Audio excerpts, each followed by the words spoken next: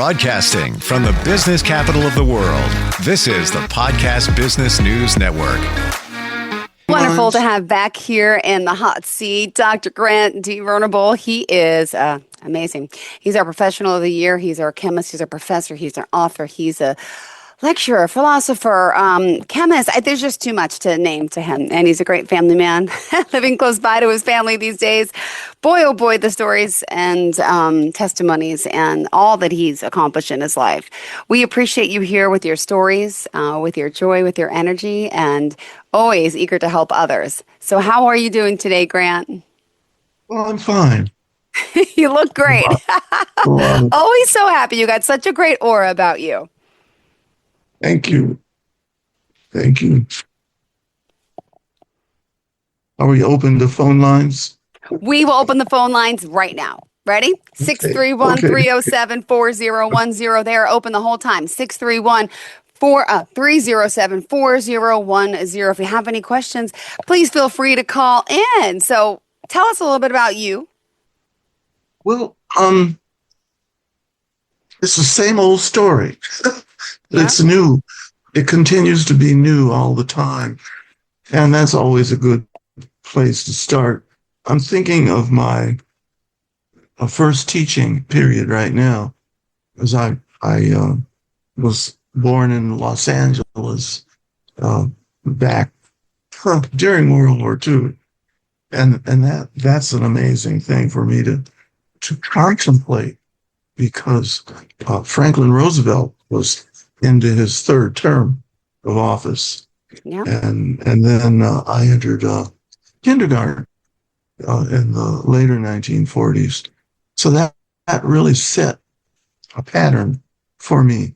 The teachers were such a wonderful, knowledgeable group of people and of very diverse heritages.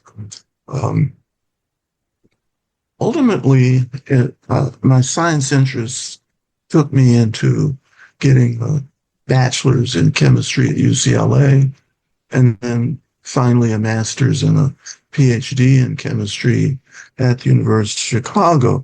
So it was like going from one faculty to another, equally great faculty. Mm-hmm. These were people, a lot of the professors worked on the Manhattan Project, which developed the atomic bomb in the, 1945 is when it was tested and developed. Well, that event led to both greatness and neurosis for the scientific community, because it was such a terrible thing, destructively.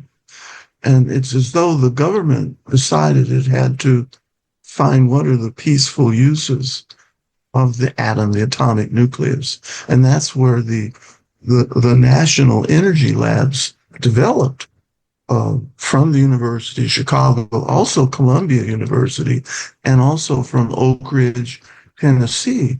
Wow. And Oak Ridge and the Argonne Laboratory were the first big energy labs that were developed in the United States. And I knew people who had worked in both places, Argonne and Oak Ridge. So my postdoctoral advisor had worked at Oak Ridge before he went to work at UCLA in the radiation biology lab in the medical school. Dr. George Reed was at the University of Chicago as a nuclear chemist. He analyzed the elemental content of some of the first moon rocks that were collected by the astronauts who landed on the moon in 1969. And I happened to be driving back from vacationing on the East Coast and stopped in Michigan on the shoreline, Union Pier, and stopped to see my cousins there.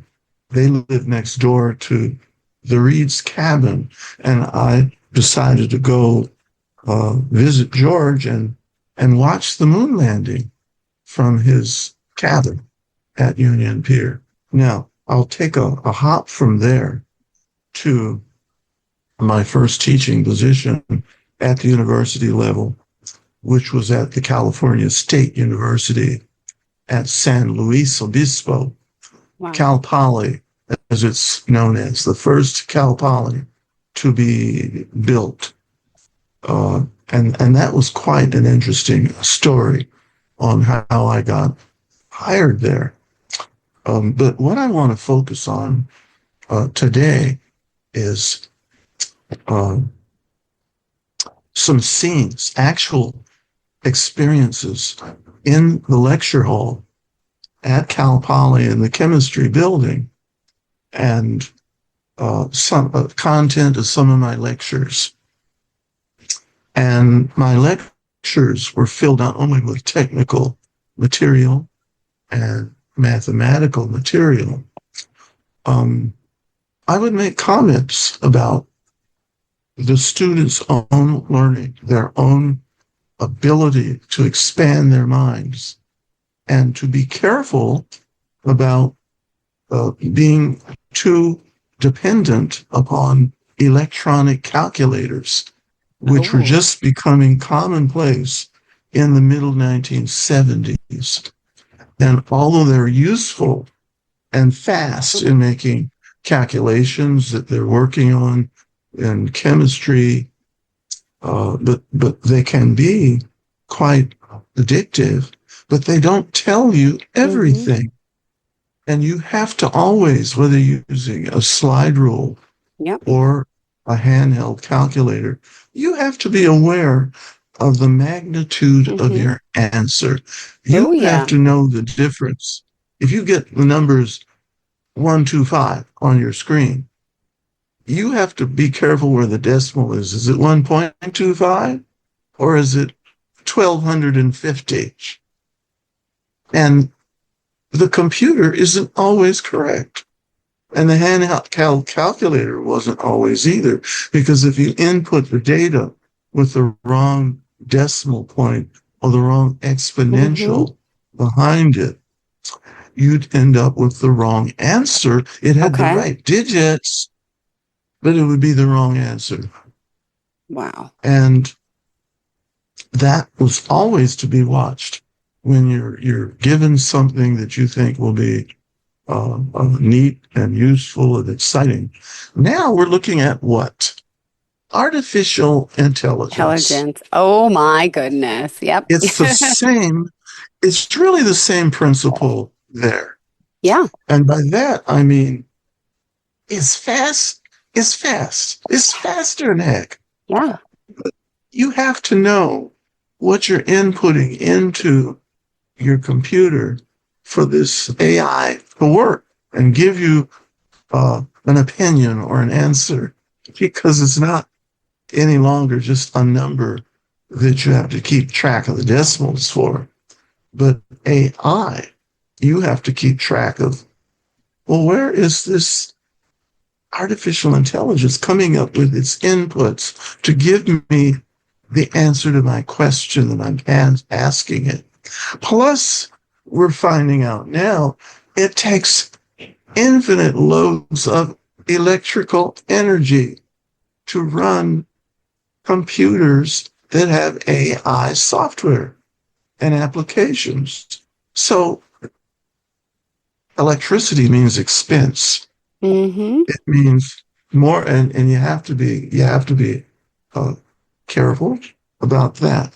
But especially when I first discovered really the capabilities of AI about 3 years ago, my nephew Ronald called me up from the Bay Area and said, yeah, "This is neat. You need to try this and see how it works." So I fed it the title of my book. No, I fed it one of the subject topics in my book. Now, the book that I'm dedicating this podcast to is Footsteps. Footsts. No, it isn't footsteps, it's footprints. Footprints in a chaotic unknown. Art, science, oracles, kinfolk. So it has all those elements in the chaotic unknown, which is, of course, where we live today. in a chaotic unknown. But it wasn't very chaotic in 2012 when I started working on the memoir that I came up with. And it took me about 13 years to finish it because things kept happening in society that I wanted to include in my memoir and how I interacted with these events in society. So I'm not even going to go into the details of the political events today, because everyone knows that they're being bombarded with them in very uneven, chaotic ways in the news media. You get news feeds that come over your internet when you sit down and turn on the computer. And the question is, how do you make any sense out of what you're seeing? Because there's so many contradictions depending on what media, what corporate media that you're watching. Hold on, we got a call coming in. Hello, welcome to the show. You are live on the line with Grant. Who's this? Yeah, hi, this is Aaron. How are you? Hi, Aaron. Grant, can you hear Aaron? I do, yes. Great, Aaron. Where are you calling from? I'm calling from Sayville. Fantastic. Sayville, New York. Yeah. Great. Go ahead. Ask I your didn't get questions. the town. Sayville, New York. I know where that is. It's a town in New York. Okay. Yes. Go ahead. Yeah. So I have a question for you. So, I tell you, this is all very fascinating, but I had a question about the AI portion that you were just discussing before. How do we learn what's real and what's not anymore? I mean, I feel like a lot of stuff on the news is AI, and I feel like we're getting a lot of misinformation, and I feel like AI is not being used for good anymore. It's just crazy. What's your opinion on AI and its uses in the world today? Aaron, AI is great. It's a great tool, but one needs to learn how to use it and to learn what is contained in the application, the software application of AI. And that's what I was about to talk about in terms of I had to experiment. I am an experimenter in the physical sciences, but I'm an experimenter with life and the philosophy of what life deals with. And AI is no different. You need to sit down at the computer with this application and actually conduct a very simple experiment. And once you do enough experiments, and I don't mean an elaborate laboratory experiment, just your own mind experimenting with different questions, because the different questions, the AI is going to give a different answer. You kind of have to sneak up on it to find out, well, who's really or what's really inside that AI. So what I did the first time I sat down to experiment with AI was mention a topic that is key to my memoir, my book called Footprints in the Chaotic Unknown. And the key idea that I take off from in that book is called the Venn matrix of a system. And that's matrix, the same word in the movie titled The Matrix. But Venn represents my last name, Venerable. But I decided to shorten it, or my students decided to shorten it and just make it Venn matrix. Well, AI got back to me right away and said, well, it sounds like you're talking about the Venn diagram. And then what it did was to shift to a conversation about the nature of a Venn diagram and what it's used for. And I said, it didn't understand my question. So either it hasn't heard of the Venn matrix or it's not looking at the right references, because that AI that has the computer, like tentacles, look at everything that's out there in the computer universe to see if it finds Venn matrix. and it didn't look in the right place. Mm-hmm. So I said, well, let me give it a little help. A little help. And I said, tell me about the book, Footprints in the Chaotic Unknown. Mm-hmm. Then I finally got something about that. It gave me 5 pages worth of answers. Yep.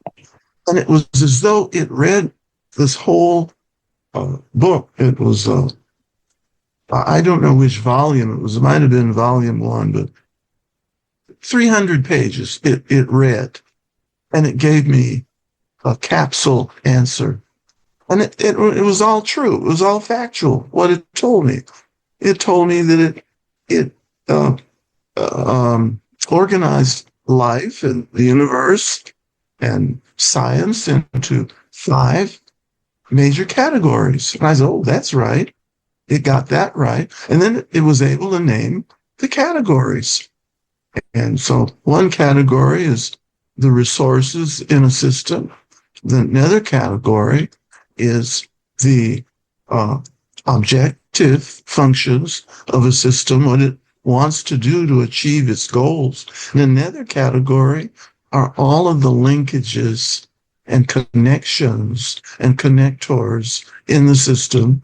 And then another category is all of the change processes that are in the system that you're applying the Venn matrix to. And the 5th one is the biggie. And it gives us the word quintessence, because the other 4 are the 4 essences of a system. But the quintessence is the major spiritual essence of a system. And I say spiritual advisory because I don't want my scientific and mathematical colleagues jumping out of trees and saying, well, we can't deal with spirituality because we have to deal with something measurable. And you can't measure the spirit. I said, well and good, fine. Let's just take spirit to be those invisible properties of a system, and that you don't necessarily even understand those invisible properties, but just take it as it is. So that domain E is what holds the system of the other 4 elements together in a unified whole. And that is a whole that emulates the qualities of the universe itself, or of bioecological systems themselves, if you have it right. So that's, Aaron, is really the answer to AI, is you have to keep prompting it, giving it a prompt, so that you can know what it is that it can do for you, what kind of answers it can do for you. So I hope that helps, Aaron. Yes, thank you very much. Appreciate it. You're welcome. Thank you so much for calling in. Yeah. You enjoy your day. And I'm going to open up the phone lines again for anyone else that wants to call 631-307-4010. Grant D. Venerable, thank you so much. Now I want to get down to the nitty-gritty Go ahead. conversation, because now we've all heard about the tragedy that occurred last June 12th when Flight 171 went down, just within a couple of minutes of takeoff, and only got to about 500 feet elevation, and then it went right down, nose first.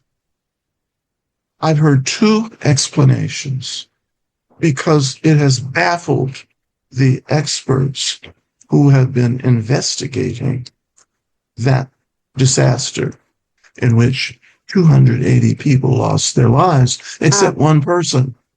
One person survived with some injuries that were not life-threatening. Those are 2 questions that need to be addressed by the scientific, psychological, socio-psychological, theological, economic communities.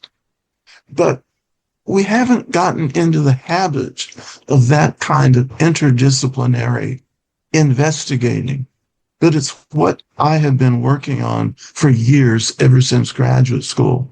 As once I recognized that all of the principles I was learning about, all of the equations, the formulas were applicable to some aspect of human existence and societal existence.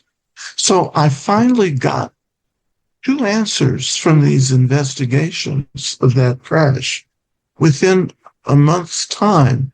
Yeah. And they both said the same thing. Well, maybe in a little different way, but it came down to the same reason. And the reason was that the control system of the aircraft, which is this elaborate, unfathomable, complex, electronic, digital computer control system, communicated to itself that the plane, although it was flying and had been taken off, the pilots had already taken off, the system thought the plane was still on the ground. Now, some people have noticed that and have taken note of it. But I noticed it, and I knew there was another reason that was far deeper than the system thinking it was on the ground. But it's what you'd expect of an investigative philosophy behind the computer that is only looking at a narrow logic. Yep. By logic, you mean the rules of procedure that make that system operate properly, hopefully. Yet, there's more to flying a plane than just the logical operating system. And of course, the industry that manufactures technologies attempts to build backup systems so that if there is an error, that error can be caught and remedied before there's any injurious results. Well, you'd have to conclude there was no backup system on that Boeing aircraft called Flight 171.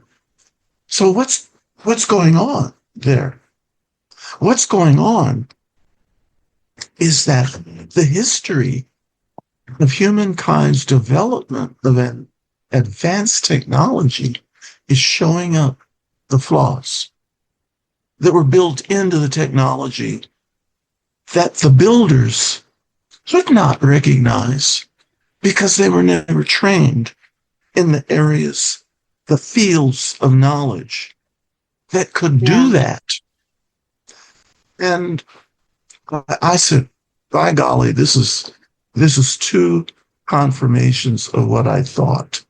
And I'm going to come down to our old friend that everyone in the scientific, I'll say the world of the physical sciences studies this one equation, but they don't necessarily apply it outside of where the engineers want to utilize it.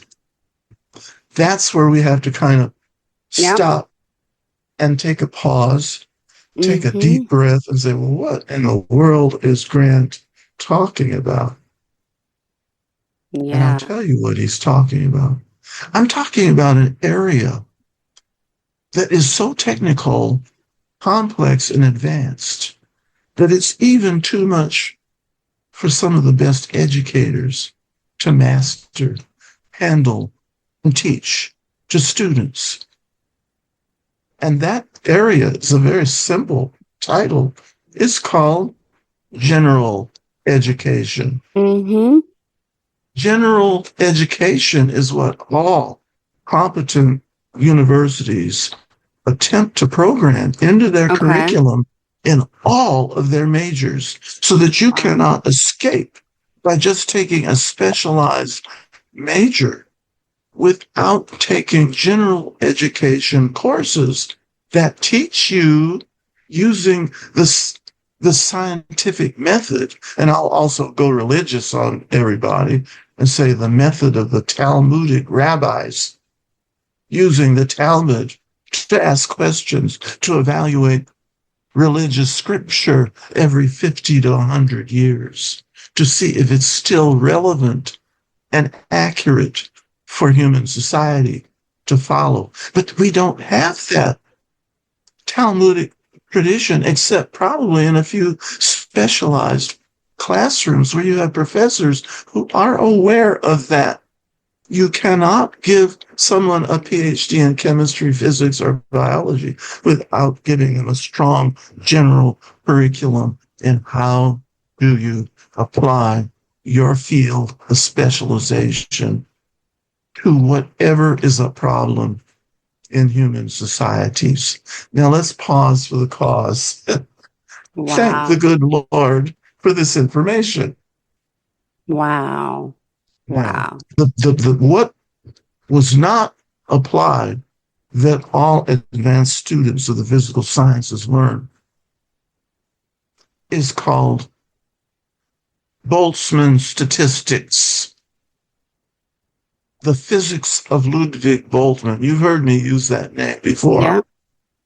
And I'm going to say that because I realize how important it is for me to say and be responsible for saying it. If I'm really worth my PhD from the University of Chicago, I have to say it because that's what you're supposed to say. Yeah. If you get an education of that depth and quality. And that's why they've had so many graduates that have discovered principles that have been important, like chaos theory, like non-equilibrium thermodynamics. I'm going to pause a little so I can breathe a little here. But what Boltzmann's formula is only has two variables in it. And the first variable is capital S, which is called entropy. Entropy, briefly stated, is like the level, the amount of disorder or chaos of a system. Whatever the system is. The system could be your brain. It could be an airplane. It could be a forest in nature. It could be a galaxy.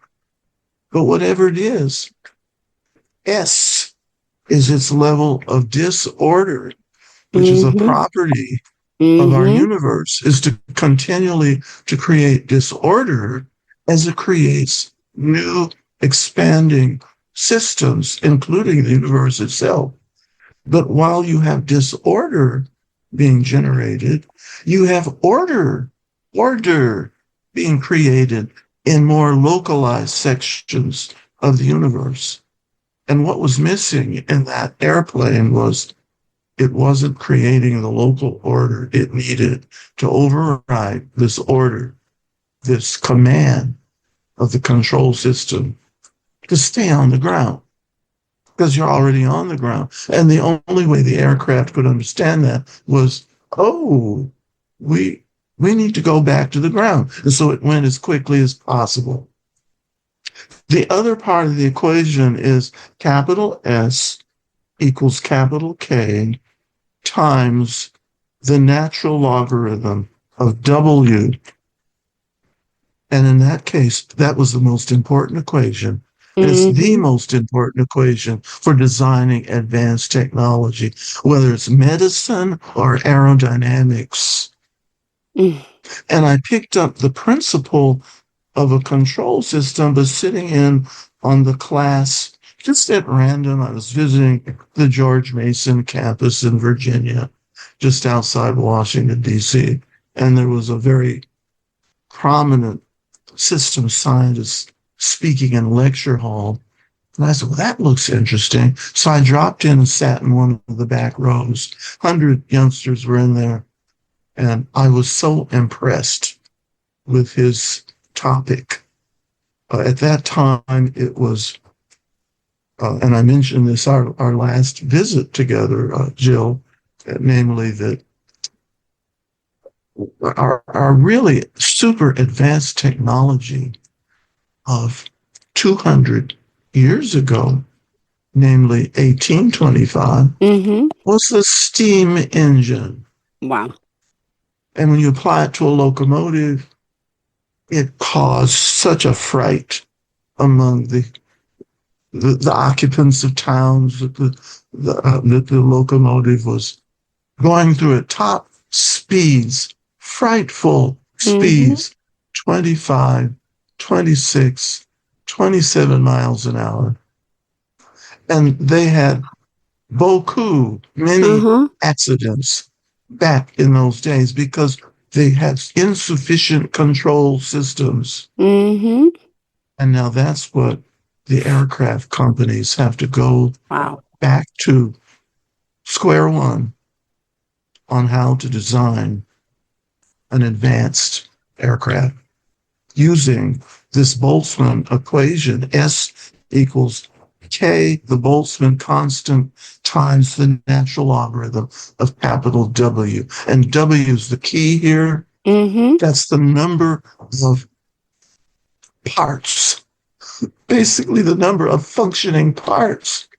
That is the constitution of that system. Of course, the steam locomotive didn't have as many parts, but it was complex for the day.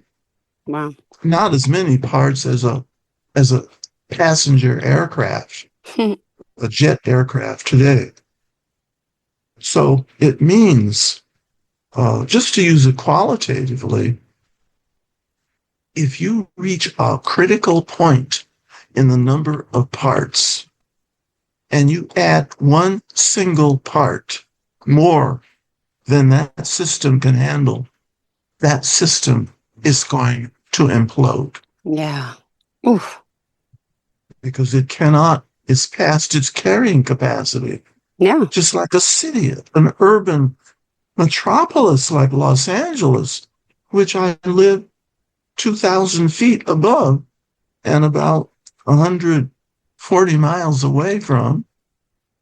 And that city, with its freeway system, with all of its electronic communication systems, is really past its carrying capacity for carrying that system. And the fires showed us that of nearly a year ago when the Pacific Palisades fire and then the Eaton fire, and there was insufficient communications. There was insufficient ability for the fire departments to respond. Well, of course, everyone started pointing fingers, finger pointing. Oh, it's the mayor's fault. It's the supervisor's fault. It's somebody's fault. But it's never our individual, I don't even want to say fault, but we as individuals are responsible to maintain a responsible leadership and technological management capability so that those things do not happen. Yeah. So that I decided is my main job in retirement, is to give considerable thinking time and then speaking about it in podcasting. So that's my first great topic today. You have many great topics. No, we covered AI. We did a lot today. we have. But there's a lot behind it. And that's what my memoir is about is, okay, Grant Venerable, why does your brain operate that way? I mean, in a way, my sister and brother have brains that operate in a similar way, but they're different people. So their brilliance is in different areas. But we all come together and share our intelligences on creating a life that's meaningful. And right now, meaning, the greatest meaning for people who have reached past their first 7 decades of life is not only staying healthy, but staying alive. And as we reflect on that, it's a no-brainer. Yeah. Well, what does it take? What really keeps us well and healthy? And you don't have to be rich to do that.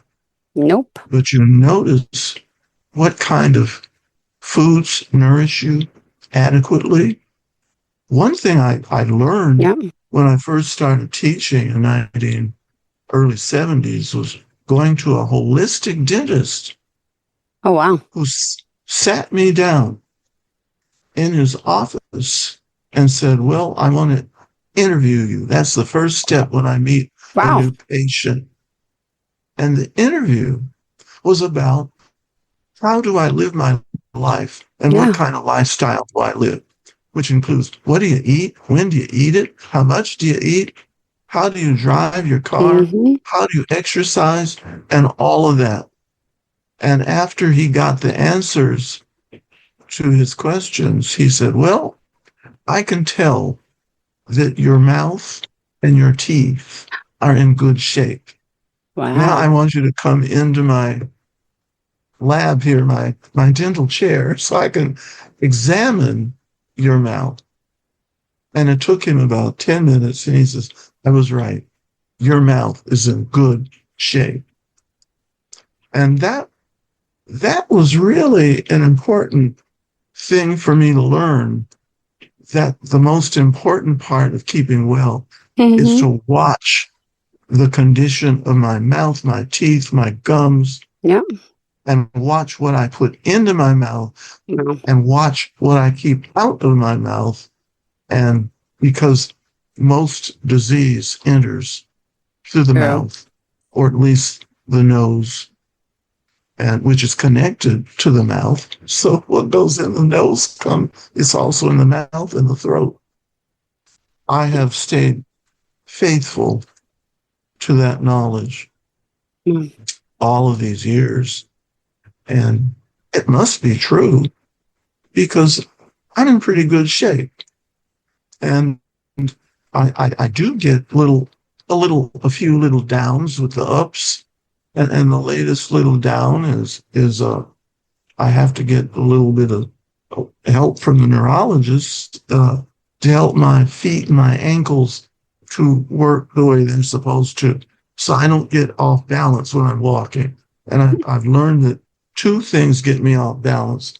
I haven't talked much about my musical career that has been in parallel with my scientific career and my artistic painting career, but I now I play the organ, pipe organ, electronic organ, and I've played the organ for many, many years. But I'm finding now I've got some adjustments to make, because once I get finished practicing the organ or playing a performance at church, my legs get sore and they get tight, and I have to just let them rest, get some rest, let them rest up, and then they're normal again. Yeah. Same when I swim. I'm kicking in the water, and those ankles just really, they say, okay, well, we need some rest. So I get out of the water for the next day or half a day. I'm a little tight in my ankles. So those are the things that get added to other things that have occurred and long ago disappeared as issues. So those are interesting little side stories. Details. Love them. Little excerpts. And the lines are open if anyone else wants to call. Still 631-307-4031, 631-307-4031 to speak with our amazing Dr. Grant Venerable. Thank you. So does anything occur to you, Jill, at this stage?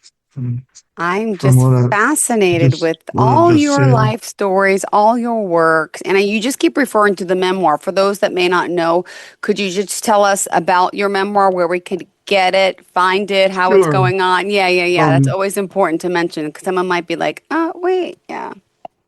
Well, the memoir is, the first volume is actually in hardcover. There it is, yeah. And it can, and then I've redone the first volume as an ebook and added 3 more volumes. So there's 4 ebook volumes online on Amazon, Apple, and Barnes and Noble.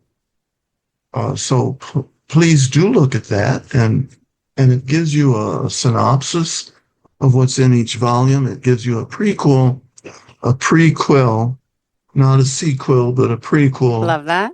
To each volume, and so and that prequel really is the meaning of the whole memoir. Mm-hmm. Because I didn't realize until the publisher pulled my coattail and said, well, maybe you should do something to cue your reader to what the fourth volume is about, because everything leads up to that fourth volume. And each volume is unique, but each relates to the prior volumes. So the first volume is Genesis and Coming of Age. I think that's what it is. I have to look at this here. Volume 1, yes, Genesis and Coming of Age. Okay. And so each has a chapter.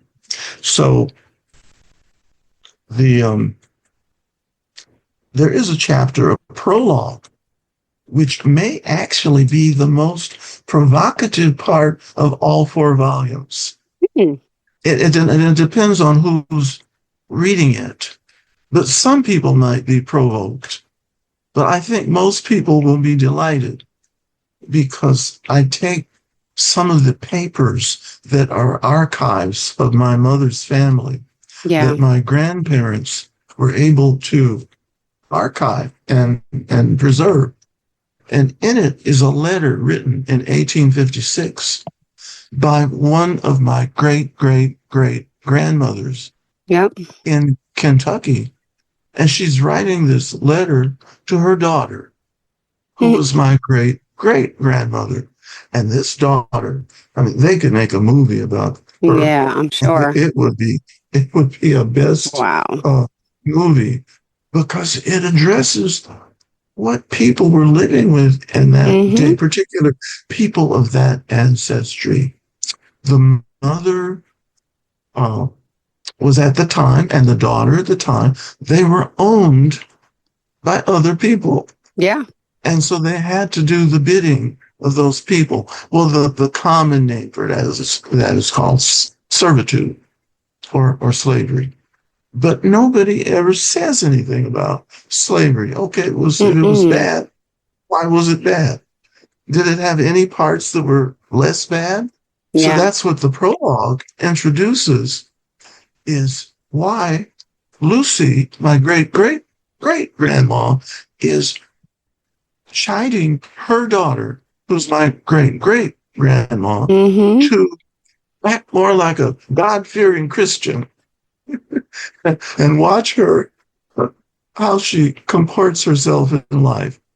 Well, these are people that live in rural Kentucky, south of Louisville. And they're all connected. People know each other in this same region. Abraham Lincoln was born in that same region, just 30 miles away, before Lucy wrote this letter to her daughter. And but it's really, how did people learn how to navigate a system of life that wasn't ideal for them, but there were still lessons to be learned, and they passed those lessons down to their children and their children's children. And my grandfather was a grandson of this great-great-grandmother. He remembers seeing her, and but it would address a lot of our issues today, namely the issues of how people relate, how do they get along, how do they form love relationships, and how do they take care of those relationships, or how do they not take care of those relationships. That's in the prologue. So, but the other chapters are equally important. Chapter 2 is on serial awakenings and societal chaos, and that gives a kind of a peek into the sociology and the politics of earlier days, like in the 1800s. And then it's also significantly about growing up in what I call Los Angeles cultural Eden. And I use the word Eden because LA, even when it was back to its founding in 1781, was founded by a group of people who had migrated from Mexico, and they were all kinds of heritages of people that you would find in Mexico then. And it was all where Alvera Street is today, near the City Hall in Los Angeles. But it was a relatively nice place to grow up after the 1800s into the 1900s, because they didn't have the legacy of slavery and Jim Crow. It wasn't perfect, and nothing is perfect. The book emphasizes nothing's perfect, nobody's perfect, but we can improve. So the looking up on the line, if you go to Amazon, you'll see the titles of all the chapters. There's a description of each volume online, and I think some of them will prove so important that you won't be able to wait to be able to get a hold of it and have a copy for yourself. So how are we now? We're good. We got 5 more minutes. We are good, sweetheart. So always great. On a roll. We got a lot covered today, as usual. And by the way, the lines are still open, 631-307-4010, if you have any questions. All right. In the meantime, let's see what's going on here. We have, this man who has all this knowledge and background. We started off the show talking about the atomic bomb. And you mentioned, so you had friends, I got to go back to this. You had friends that were working on it, or this after study effects? I had professors who had worked on the Manhattan Project, which was between Columbia University, MIT, and the University of Chicago, Oak Ridge National Laboratory, and a few other places. But the big main group was at University of Chicago. And so significant buildings on that campus were built to receive the equipment that was utilized on that project. And I was trained by professors who were professors back then on that project. The nuclear chemistry people, Dr. Reed and his colleague, Dr. Turkovich. So I don't think the students were jaded by that information. I think we were fascinated, and we certainly enjoyed learning from these professors. And so we got, I think, an extra deep look at science that you would get from going to other graduate schools. And it's really showing up in my brain more as I get older, because back when I was 27 and I finished the PhD, I was too young to appreciate what I had really gotten in UCLA and Chicago. And that came to me over the years when I realized, oh my goodness, look what I learned. And I began to teach that in addition to the regular syllabus that the other students were learning, like at Cal Poly. And therefore it helped me understand more deeply what was in my mind and had been for many years. So I feel that that's going to be helpful for readers and to share with their youngsters, to see how education was in a past time in the best schools that we had. And we can have that back again as we get back to fundamental principles of how did the universe evolve in the first place? Yeah. How did living organisms evolve? And what I started doing in 1980 was looking at the properties of a living organism and just asking, what is it that makes it alive and living? And what is it that they all share as living organisms? And that became the organizational structure of the Venn matrix that I formalized and developed as really a replica design of living organisms. Wow. Well, at this time, we must wrap it up. Grant, tell us how we can contact you. Well, you can now use VENTWO at AOL or VENMATRIX at Outlook.com. So I'm using both emails. Perfect. And then also the website itself is Venerable or GDvenerablePhD.com. You just got to Google him. He's all over all these different publications. He's very famous. So just Google his name and we can find him. Just don't show up at his house, but you can probably find that out too. Thank you so much for your insight, talking more of the memoirs, and you just being you, and all your stories and knowledge just fascinates me. And I hope it's enticing and drawing more of our listeners into you and your life's journey. Thank you so much, Grant. Enjoy the rest of your day, and congratulations on being our professional of the year. We always appreciate you here. You're awesome. Thank you. Thank you, Jill. Bye, sweetheart. Okay. Bye-bye.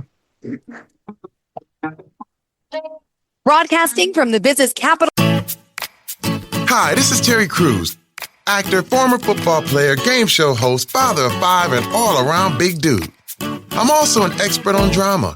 I know all kinds of drama. There's the good kind that comes with having a house full of kids. There's the bad kind, like season-ending injuries. There's the necessary kind, like having an agent in Hollywood. And there's silly drama, like the drama around my percolating pectorals. And then there's the drama you can skip. Skip the drama that comes with not having your high school diploma or equivalency. Find free adult education classes near you and finish your high school diploma.